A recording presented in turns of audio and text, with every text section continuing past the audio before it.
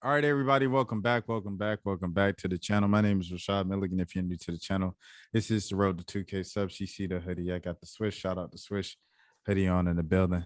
Man, you already know. You read the title. You seen the thumbnail, man.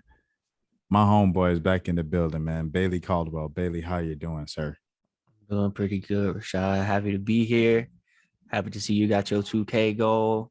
3K coming soon, 5K, 10K. Road to 5K. What did I say? Road to 2K subs at the You beginning? sure did. I did. Oh, that's a habit. It Oh is a man, habit. I think this is my first time on the channel physically saying Road to 5. I've been putting it in the bio in the Right. little descriptions. Road to 5K subs, man. If you are new to the channel, this is the Road to 5K subs. My name is Rashad Milligan. I'm here with Bailey Caldwell, LA Sparks fan, and writer and connoisseur and basketball serviette, Mr. Bailey Caldwell. Something So, like that. Bailey, I guess just first things first, man. Let's get into it. What the people came here for. The Sparks finally did it, man. They finally got Finally. rid of Derek Fisher as a coach and the general manager of the Los Angeles Sparks. Now, just to give you guys a quick little rundown of my casual take from my casual perspective, because I am a casual when it comes to the LA Sparks. From the outside looking in, obviously the first thing everybody thinks of when you're talking about coaching on the court is sitting Candace Parker, benching Candace Parker in the playoffs and the postseason, one of the franchise's best players ever. And also, okay, so this season, fast forward a little bit, down 3 points, and they go for a lob near the rim, which is only 2 points, and they were down by 3 points. So those are two of his most infamous moments on the court. Off the court as a general manager since taking over in December of 2021. He put together a pretty stacked team on paper. And the most controversial thing he did, obviously, was cut Taya, Cooper, and Arella before the season started. That was kind of his most thing. And the thing that he said, he kind of gave a round answer. You guys have probably seen the video. If you haven't, go watch it. The reasoning he gave was because players like Lex and Lou, we picked them up to give us more shooting around the perimeter. And that's something I felt like they had an edge over Taya and Arella. In more or less words, that's what he said. So, Yeah. with that being said, Bailey, initial reactions on Derek Fisher, the general manager, being gone. As a GM, kind of a mixed result. I was very anti-Fisher as a coach, and I didn't think he deserved the promotion. I didn't think he had done anything to earn it. But his time as GM was a bit better, I guess, than his time as coach, in my opinion. But my biggest question now is just who are they going to fill that role with? Because they already have the head interim coach done, but who are they going to fill the GM with? And I don't think they'll be in a hurry to do it, but I'm very curious to see who they get for that role.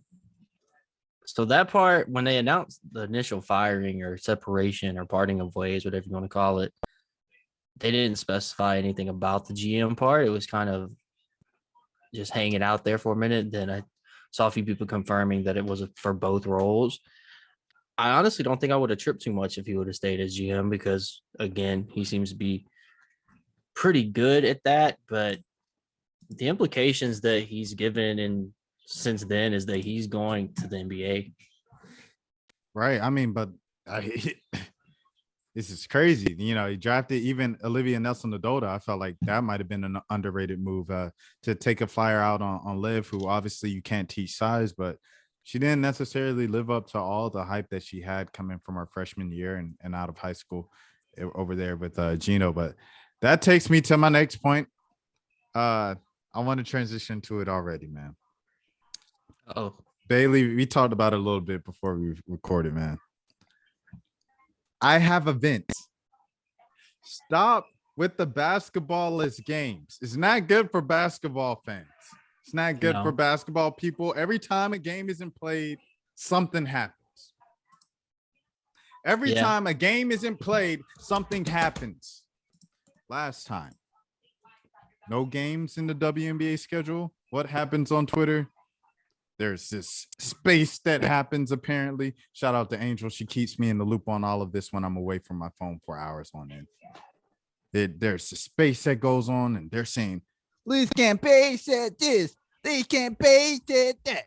Liz campaign did this. Liz campaign did that.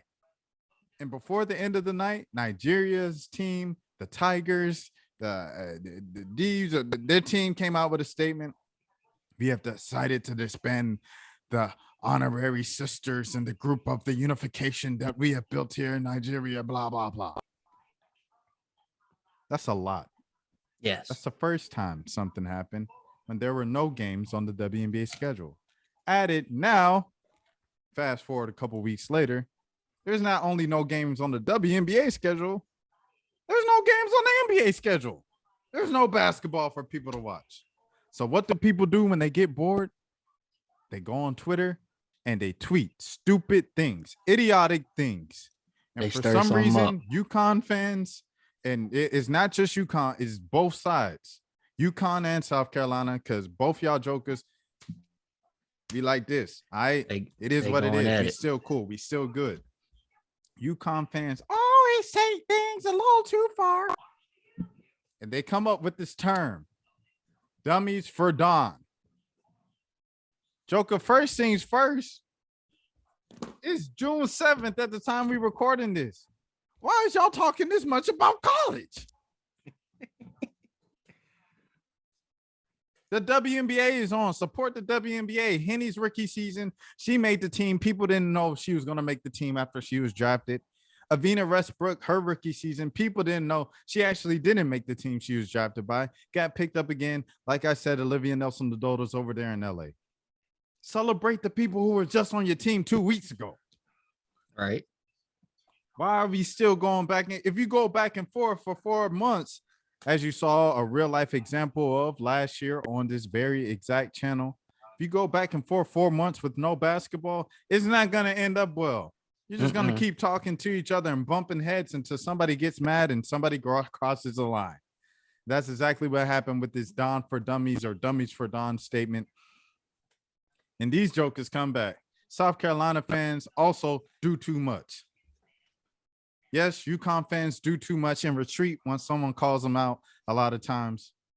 But South Carolina fans are no better. It is what it is.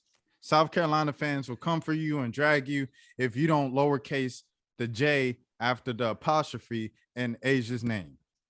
That's how South Carolina fans are.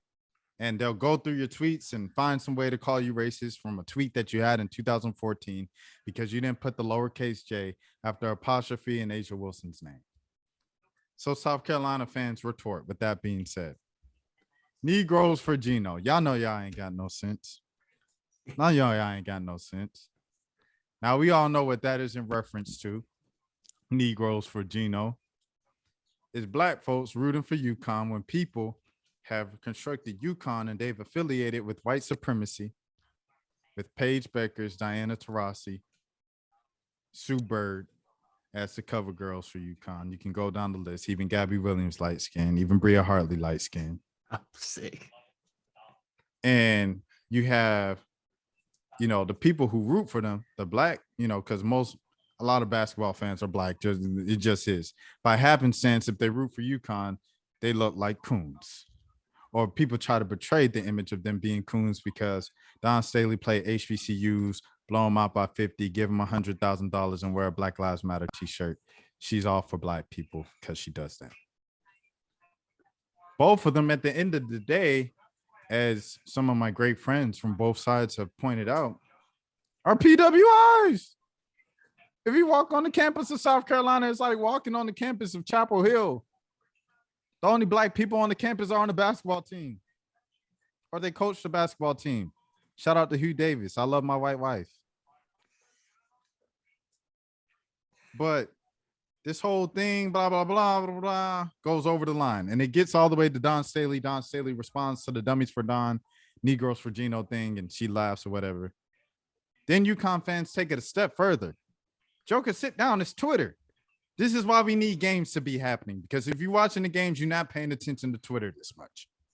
I can't believe that Don Staley said such a thing. I'm just one of the largest faces and most influential voices in our sport, is endorsing such a statement as Negroes for Gino. These are white people, by the way, who are tweeting these things. Don said, I didn't say that, sweetie. You're reading too much into it. I was just solely going against the dummies for Don comment. The dummies for Don comment. There we go. Tongue tied. That ain't got nothing to do with what I was responding to, sir. Have a good day. Like, oh, it's Gino. First game ain't until November. It is June the 7th at the time we're recording this. What are we talking about right now? Y'all are too bored. I need the WNBA to stop with these. I got 12 teams, and people say this every day because it happens every day. When they play, it's 6 games being played. It's 4 games being played. It's 12 teams. That's the whole league. On games and other days, there's no games being played. What type of sense that make? When everybody played the same day, and then you can't watch none of the games. I've been to Bailey every single day. I got a league pass for no reason. I can watch 1 game a week. I might as well just got Amazon Prime. On Amazon Prime, you can watch 2 games a week. I only watch 1 game a week on League Pass. And on Amazon Prime, I'll be able to get all the other movies and stuff that come with it. The League Pass is worthless. The scheduling is trash. There needs to be a lot of changes that need to be made. Blah, blah, blah. You guys have heard it a billion times before. Yeah. Bailey, how do you feel about the day that no basketball, no games are being played? Well, I think it's such an interesting span of 3 days in the W over this weekend. No games on Saturday, 6 games on Sunday, no games on Monday. Now, no games on Monday is kind of the tradition, travel day, rest day, whatever it may be. And I don't mind that regularity, but like, there's no reason you shouldn't have games on both days of the weekend. Because I would assume, I'm not an expert, but I would assume that most people watch TV on the weekends. So that's when you want to get your viewers. And also, when you have 4 games on at the same time on a variety of different services, there's no way for us to realistically watch all 4 and keep up with all 4. And so therefore your ratings look worse. Like, there's ways to somewhat artificially, but there's ways to get your ratings up and get those numbers that you want to get and get, the income or whatever it may be. And you're not doing that by putting all your games on one day. And even if you do, you got to stretch them out. So it's so strange. Like, I saw people talking about Kathy, and they're like, Kathy's a good businesswoman and feel like she's a good commissioner to help the W get into this next era of hopefully having a lot more money at their hands. But in terms of like fan engagement and things like that, she's a little lacking, and her crew seems to be a little lacking, because it does seem like they don't always hear what we're saying. You got a whole hashtag, a whole movement on Twitter of people putting out what they want, how they feel like it, what it should be. And I'm not saying give in to everything Twitter says, but there's some people on Twitter like Subria, people who are in like positions of, I don't want to say power, but like have the knowledge and stuff behind them to make actual change and not just put opinions into a void on Twitter that you could work with and like help grow the game. That's literally what Subria does, is my example. But, you have her, you got people like Tarika at ESPN, LaChina. Wait, hold on. I'm sorry, Bailey. What? Shout out to Rika Foster Brasby, man. Give it up. Got to. Alum of the channel, man, doing big things over there at ESPN. Made her first debut, on-air debut with ESPN on the regular ESPN at ESPN 3net, ESPN UNet, ESPN Live on Twitter Live. ESPN, baby. Yep. So salute to Tarika for that, and getting the pod flipped over to video with LaChina Robinson over there around the rim. It is now on television as well. Salute to Tarika Foster Brasby. Continue, Bailey. Well, I'm just saying, like, people like that. I mean, even the committee, they've got pull, they've got connections, like they've got ideas that are all very valid. I mean, you got to filter through, you got to know who you're working with, who you're looking at, but there are a lot of brilliant people in WNBA Twitter that have great ideas that I don't think would be very hard to implement. Like split screen on League Pass, different commercials on League Pass, like Actual games on League Pass. Let's talk about it. In my opinion, and I've had this opinion for a while now, if I have League Pass, I should be able to watch every game on League Pass. And the thing I'm is, sorry, like, some people just don't have CBSSports.net. you feel What me? channel Like, is that? It's like 2022. nobody Jokers has don't have TV. cable no more. Right. Ain't nobody got no Comcast, no Xfinity. And like, my thing is, even if it's simulcast on League Pass and ESPN or League Pass and this, League Pass and that, the channel's still gonna get that many viewers. It's gonna still get its viewers for simply being ESPN or, I mean, hypothetically TNT or whatever may be on. But a lot of your fan base, like your like really core, more diehard fans, are going to be on League Pass, and you're really kind of ostracizing them if you don't emphasize League Pass. 100%. I agree with you. And bottom line is, these jokers got too much time on their hands, and it's not a good thing when people got too much time on their hands, man. But do you have, Bailey, any reaction to the drama that starts on social media when people have too much time because there's no basketball to watch? Oh man, that's when sometimes there are times when WNBA Twitter really looks like a cesspool. And it's usually on those times when there aren't any basketball or when there are certain matchups being played. But it can really be at times are really, and I mean, I'm luckily enough familiar with most people in WNBA Twitter to know what's what and what's not. But if you're looking at it from a new perspective or an outsider perspective, and some of the things you see, you might be like, is this really who I want to be engaging with? Like, if I was a new fan and was trying to get involved in W Twitter, there are certain things that I would see that I'd be like, I don't know if this is a place for me. Is it better than Young Boy Better? Yes. It's better than better than NBA Twitter by far. You fell off plus ratio plus job better. Plus you fell L. off plus ratio plus Trey better. You fell off plus ratio plus Luca better. You get like 37 young boy Avies and 14 Luca. It's Luca season, Luca prime, Luca goat, like whatever you can think of. Stands are bad, and some people say fandom is a mistake. I'm not gonna go that far, but standom is definitely a mistake. Man, it's crazy. I don't want to go too far into it because I don't want to get into that, Salute to but like you said, like it gets crazy. It gets out of hand. And I don't know, man. Like, I don't know. It just is what it is. I said my piece on it. Back to Derek Fisher. Derek Fisher as a coach.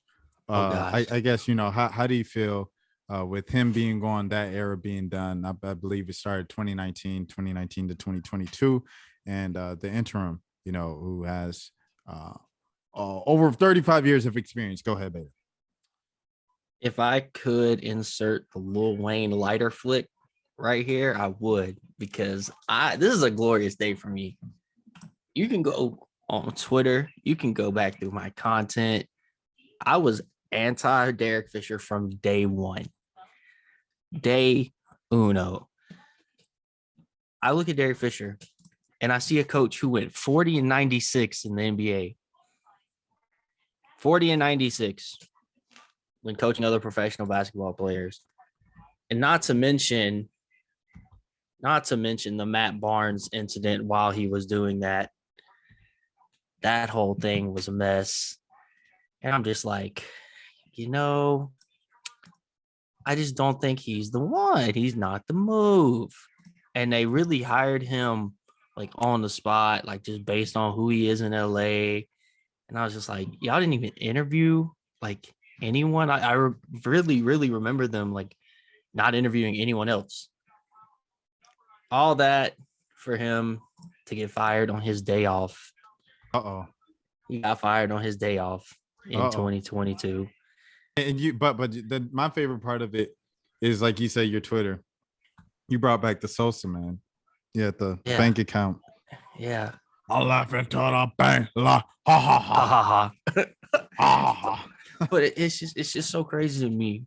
It's so crazy to me. I remember when Derek Fisher famously benched Candace Parker and also Chelsea Gray, and to a much lesser extent, but still Neko Gumake. I think they played a combined like 2 minutes in the fourth quarter of an elimination game. Jackie McMullen on TV said, I don't know why Derek Fisher got this job in the first place. And I felt so relieved because I was like, somebody else gets it. I'm not crazy. I'm not a hater. Because these are all things I heard. I was like, oh, you're such a hater. Or give him a chance. No, he doesn't deserve a chance. He had his chance to prove himself in the NBA. And I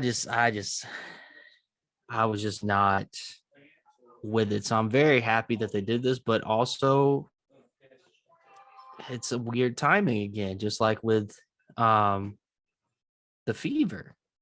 On almost the other side of it, like the Fever are a young team trying to turn it around and just build on anything. Sparks are a team built to compete for championships. And firing a coach 12 games into a 36-game season in LA's case, I want to say 9 games into the Fever season, has its repercussions, and it could be just as damaging either way. Luckily for LA, they don't play again until Saturday. The So they've Vegas got time. Aces. And then in the press release, Coach Fred, who's taking on the interim, said, I appreciate this opportunity to steer the team under these circumstances alongside assistant coach Latricia Trammell and Simone Augustus. Talented group of players focused on making a run. So that's good. Like, I think they have a good group of coaches there. They can turn it around. I know Fred and Liz go way back, so that's definitely a plus. But I was just about to ask that because Liz, she didn't play. I believe between 2014 and 2017, she didn't play at all. Then it was. I thought she only took like 1 year off, but I looked it up and she was took off like 5 years. That was like the entire time that Fred was there, right? Except for 2018. And she comes back, plays for a year under Fred, and then she decides to leave and demands a trade. And she says it's for her mental health when she gets to Vegas. So do you know if that's necessarily the best? I have no idea because I didn't hear anything about this, early in the season or anything like that of her having any friction with him. But yeah, that's just a question I have. At Media Day this year, she spoke pretty extensively about reuniting with Fred and how apparently when they were in Dallas, they, according to her, take Liz Cambage's word at what you want at this point. According to her, she said they would meet again in LA. So Liz Mole. So yeah, Liz Mole. But that's interesting though. I really want to see how this like kind of works out and stuff like that. I mean, especially if Liz was that excited, like as you said, to kind of reunite with him. Yeah. And the rumor is that Fisher is going to the Lakers with Darvin Ham. Oh, on the bench? On the staff, yeah. That's the rumor. Ain't they trying to turn things around? Well, they just hired Darvin Ham. Yeah. And ain't they trying to turn things around? Yeah, I would agree with you, but I'm just saying that's what the rumor is that Derek Fisher needs to go to. I'm not gonna say that. I'm not gonna say that, Bailey. I'm not gonna say that, Bailey. But he needs to. No, I'm not saying not tonight. Not tonight.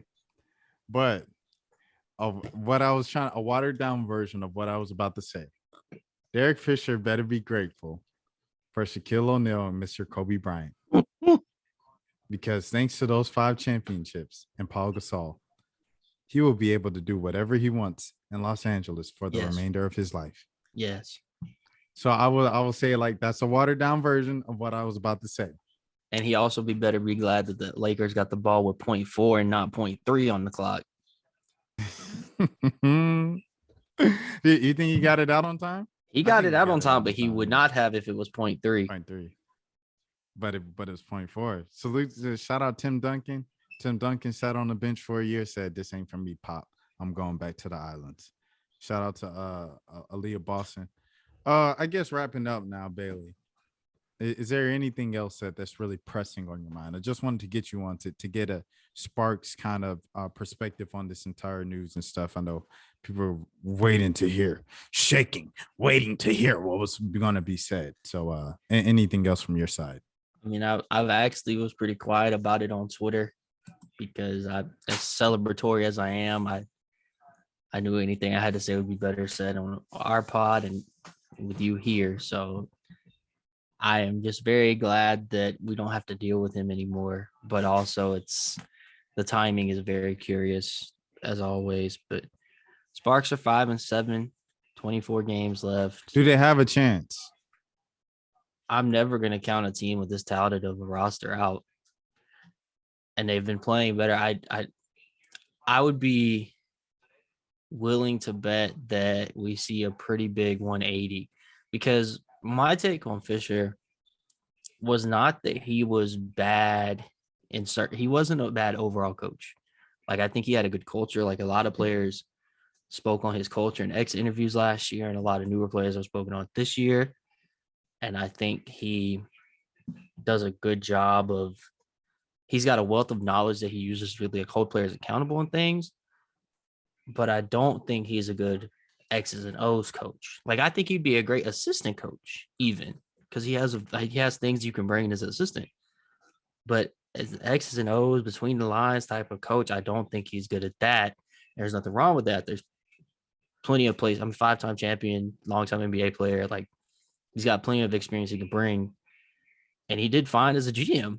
He built a really talented roster from nothing. I mean, really, like the roster was completely different, and it took a lot of smart moves. So, like, if he does a role like that somewhere else, I think he'll succeed. If that's what he goes and does with the Lakers or whatever, I think he'll succeed. But I do think that he built a roster that wasn't suited for his coaching style. But he built a roster that, under the right coaching style, should be much better than 5-7. And I 100%. think we'll finish much better than 8th in the W standings where they sit right now. A championship contender for sure, as you said, and of course, we have to leave you all off with this one. Leave you guys with this one. Taya Cooper, the tweet and delete, the classic tweet and delete, quoting Mr. Kodak Black with the "We could have been superstar." And it's Remember funny we were because Jackson Cole. I'm pretty sure Arella tweeted something about the same time. Uh-oh. They did they text each other? Oh, see, I was about to say they're friends and whatever, and they tweeted something saying, I don't think Arella's was shady though, but that I definitely took what Taya said as shade. 100%. But like, I don't know. I still think Arella should be on the squad.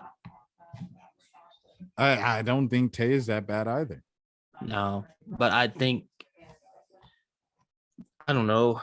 They waived Amy Atwell today, presumably to make a spot for Christy Tolliver. But I think that what Arella brought, and I think what Arella will be, is more important. Well, whatever she tweeted has been deleted. So she also tweeted and deleted. Tough. For what it's worth. Hey. So before we get out of here, yeah, I got a little tea for you. Speaking of posting and deleting. Did you see Lexi Brown's Instagram story earlier? No, I did not. I don't follow her on the gram. I don't follow Miss Brown on the gram. Well, on Instagram earlier, she posted a video, a little boomerang. Let me see. And she always talking about getting Starbucks. Right? Let me see. Yeah. It's not there no more. You're not gonna be able to see it. Oh, she tweeted, deleted. She's posted and deleted. Okay. It was her holding her drink and tapping somebody else's drink, right? In the middle of a Tesla. but the person in the other driver's seat was definitely a male. In the Tesla? In a Tesla, he had a leg tat. He looked like he was tall. I was like, ooh, is that a soft launch? Is she on her Ari Lennox flow? Find out next. Only on Rashad's YouTube channel. Bailey's gonna come back on to update us. You make sure you listen to his podcast as well, Bailey. Plug it in. And wait, let me put you on the spot because I thought about this when you were saying, talk about it on our pod and come on here and talk about it. When are you coming back to YouTube? That's what the people want to know. When am I coming back to YouTube? With He my didn't know I was about to ask this question. With my little videos. With your big videos, not no little. Ain't So, nothing like, little about them videos. I'm not gonna put a date on it, but my goal is to start posting my top fives on Twitter, or not on Twitter, on YouTube, on Alapass YouTube, and then I need to finish I'm gonna finish that fan series probably in the off season since it's kind of in the middle of the season. I might delete those two and make new ones. Okay. And is Coloring Book better than the Black Album? Absolutely not.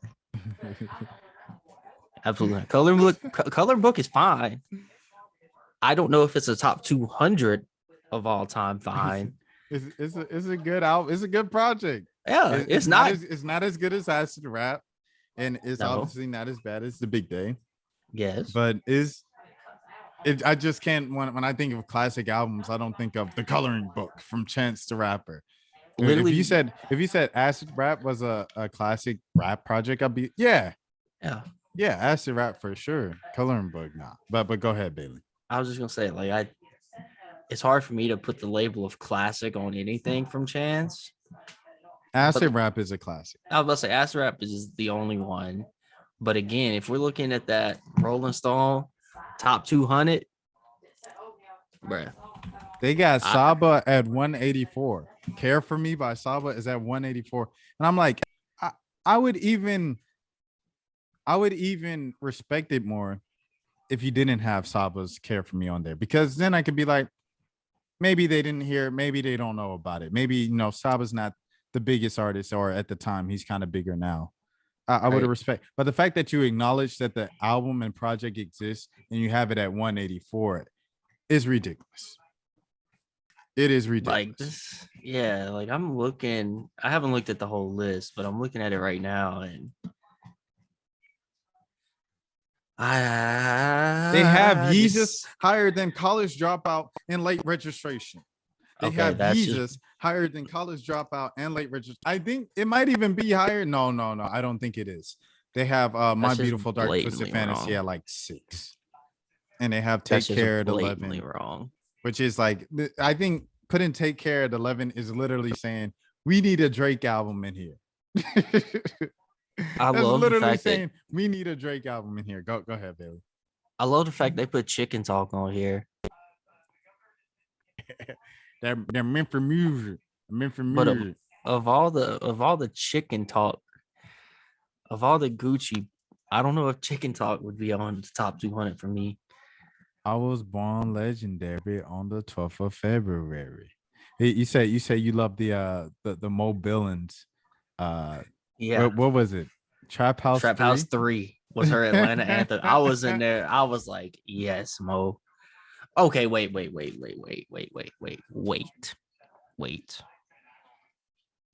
Now I love Flo Millie's debut album. But a top 200 of all time, I don't know. I have some comments about it, about the list in general, of just like a couple of those, just to say, like, because they had City Girls above some people too. Like City Girls, like, was that like Period, the Period album? I didn't even know they had an album called Period. City Girls is on this list. City Girls is like 80. They're not even on the list. They're like 80. They're like above. They're above like 2014 Forest Hills Drive. And my thing is like, again, I love the Flo Milli album. It's above the City Girls album, but I don't think they have Montero. Yeah, no, yeah, that's crazy. That's crazy. I mean, I'm no, good. no, no, but hold on. Lil Nas X is doing his thing, you know what I'm saying? And he had like Yes. what 5 mainstream hits on there. You know what I'm saying? So But I'm not like, mad at you putting something with a Billboard success on the 200 list. I Where it guess is above so. some of the albums it was above is like, you know, you got like I don't know. At first, I don't know how you compare boom bap to like Future, right? Like Right. when people say, you know, top 10 rappers out right now, and then you list top 10 and you don't mention Future, people are like, how do you not have Future on there? And it's like, it's difficult to compare Future to like, like there, because Like, it's, how do you compare Future to Conway the you Machine? can't. Exactly. You can't. So it's like, you know, that part I kind of understand the toughness of it. By the way, Finally Rich is like in the top 20-ish. So is Pink Friday. And when I saw those, I was like, okay, maybe this will make sense of like the top of the list. Cause you know, everybody led with Cardi B making it to number 16. And that's how I even found out about the list, is because they put Cardi B at 16. Yes, But like, which is blasphemous. As but great when as I'm that album seeing it, is, yeah, around 30, I've never listened to the album, and I don't want to listen. All due respect to Cardi, salute to Cardi. I love your story coming up from the slums to where you came and where you are to now. I'm not gonna listen to. I do not care.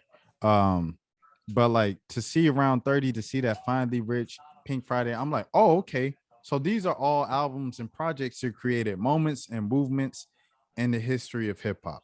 I got that. I'm cool. I'm with you. And then I saw, like you say, I saw Yeezus. I mean, if the only reason why, like, I would get Yeezus for the sole reason of it influenced an entire generation, a sound, you know, generation sound, blah blah blah. Still, and it's the actual project. Go ahead, Bailey. I was gonna say, like, the actual project is not that great. It's on the lower It's end of it's trash. Kanye's, It's and trash. it should Yeezus is not trash. it should not be above the other Kanye pieces you listed earlier. They have Bastard on there. Like Bastard's like 90. Salute to Tyler the Creator. But no, No. And they have Call Me If You Get Lost at 31. Call Me If You Get Lost, amazing record, amazing album. I literally listen to it every single day, and it's like 365 days later. I think it's too soon to put him top 31st, that top 31 albums right now. We haven't even had 365 days of it yet. right? And yeah, I'm saying it. And you can't put Igor there because it's not a hip hop album. So I guess that's one of those things of Tyler the Creator has created 4 great albums in the last 5 years. We need a Right. Tyler the Creator project on this list. You don't have to do that. I don't know. Yeah. That's just how I feel. But I got one more thing. go ahead. Unrelated, completely new topic. Did you see where Gwinnett County won the best tasting water in Georgia? Gwinnett.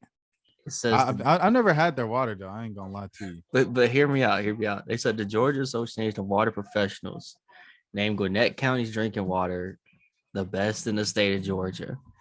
But get this, the county get its drinking water from Lake Lanier.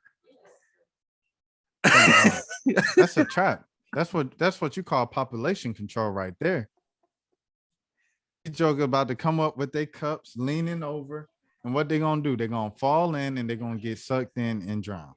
They're not gonna get fallen, they're gonna get snatched. They're gonna get snatched. I had to get your opinion of that on YouTube because And they had the you seen the Gwinnett teacher when he quit his job, he won teacher of the year, and he went to the school board meeting and spoke about how he hates teaching. goodness gracious. He goes up there, the dude, I believe it was Gwinnett County, speaking of Gwinnett, and he goes, the kids don't listen to us no more. They're disrespectful. They sag their pants. They play the music. You know, he didn't say it was something along those lines. And he's Right. like, and the teachers don't have control. And we say, sit down, students. And they're on their cell phones and they just laugh at us and record us on the cell phones and we can't take it from them. And I don't know. He's like, we have more fights than ever now. And it's crazy because he was the teacher of the year, that he had all these issues that I feel like have been in classrooms since forever. So I'm like, maybe that's more on you for like choosing teaching as your profession, because kids have always been bad. Yeah. That's just the school experience. If you don't have that, then you haven't experienced school. But that's all I have, Bailey. For the people who listen to these last 10 minutes, Of banter. they definitely deserve to listen to your pod and everything to get the consistent WNBA coverage and everything that you guys have going on over there, as well as the blogs that you put out with amazing album reviews that you haven't done in a while. I noticed that as well. And but you do the basketball stuff as well on that side. Anything else I'm trying to think that you do, because you do a billion things. And then also the You YouTube just- that you already mentioned. Go ahead. I mean, I'm pretty much on Twitter. All my stuff is gonna be on my Twitter somewhere. We post our pods Tuesdays and Thursdays or Fridays usually. Pardon me. Tuesdays and Fridays. It's on all the streaming services. It's called Rebel Edition. The cover looks like the Nike tag of a jersey. And then there's me. That's me. And there's Outlet Pass. And then outletpass.net is our website. So you can catch us there. That's me and Britt from last year. So I got a lot of stuff going on. I haven't wrote in a minute, but I need to get back on it. So I got some stuff I want to write, and we're on the pod every week, but I got to get some more content going. So it's coming. It's coming on a little delay. Bailey Caldwell in the building, y'all. Y'all give it up for him. Y'all give it up for Mans in the yeah. Oh my goodness. There it is. So But hey, Bailey, we appreciate you coming on so much, man. Hey, roll the 5K shots if you're new to the channel. My name is Rashad Milligan. We getting the money. I keep it going off the top because ain't nothing funny. Hey, That's go it. ahead. That's all I got. Go All right. ahead. All right, y'all boy, be easy now.